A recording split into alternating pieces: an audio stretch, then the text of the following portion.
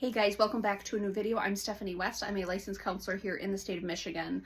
I want to use an analogy that landed really well with a client as we talked through just the frustration that self-compassion isn't as easy in certain areas of her life as we need it to be. So she's actually very critical, very hard, specifically in some areas.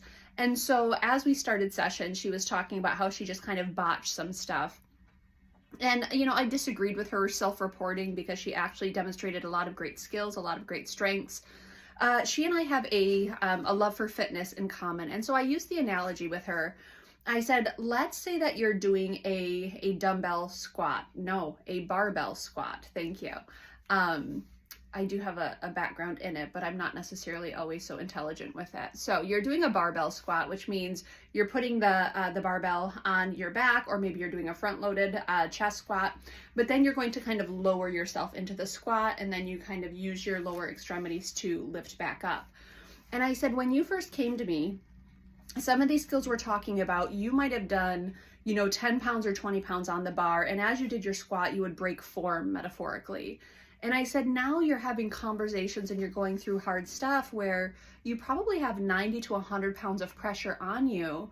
And as you're going down and trying to get back up, maybe you're breaking form, but not the way that you did once when it was, 10 or 20 pounds. Now you're breaking form under 100 pounds of weight. And you're focusing on the broken form. And so that feels really frustrating. But you're breaking form at really big pressure points compared to where you used to be. So yes, you're still breaking form, but that's because, we all have limitations. We've only done so much growth work so far, and you will continue to get stronger. But then I use this analogy. So that kind of set the foundation for this next piece of the conversation. I said, do you ever have clients who are really refined in a lot of areas, and then there's fundamentally something that just they don't do all that well in? And I use myself anecdotally. So when I do high intensity training, I can do most anything except things that require a high rate of coordination. So even this morning in our class, we had to take a kettlebell and we had to hold it up here, and then we had to do lunges, alternating legs. And so you're holding something here, you're stepping back, you're going down, you're getting up, you're rotating, you're stepping back, not rotating, alternating. The amount of nuance in that particular move, it just doesn't translate well for me. So for that 35 seconds, it was survival mode. That's just the reality of it. Now we go to, dead bugs, or we go to the wall sit, or we go to the TRX bands. I can do those. That's not a problem. We go to the alternating lunges with the kettlebell. We got a problem. And I said, let's use that metaphor in your life. I said, in your life, a lot of areas are really refined. You're really good with your kids. You're really good with your friends. You're really good with your finances. You're doing really good in your career. And we have some relational discord going on right now where it's a bit clumsy and a bit awkward. Now, are you growing in skills there? Absolutely. But why do we think of all the different areas in your life going on at once? Why do we think you're not supposed to struggle at all? That's causing such distress. If you're not allowed to struggle in any area, every time even the semblance of struggle shows up, you're talking so nasty to yourself. And that's a problem. There's going to be areas where you're less than refined.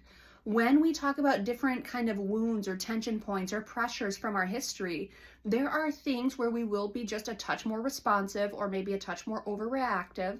Maybe there's a skills deficit, so we're going to be a little kind of herky-jerky.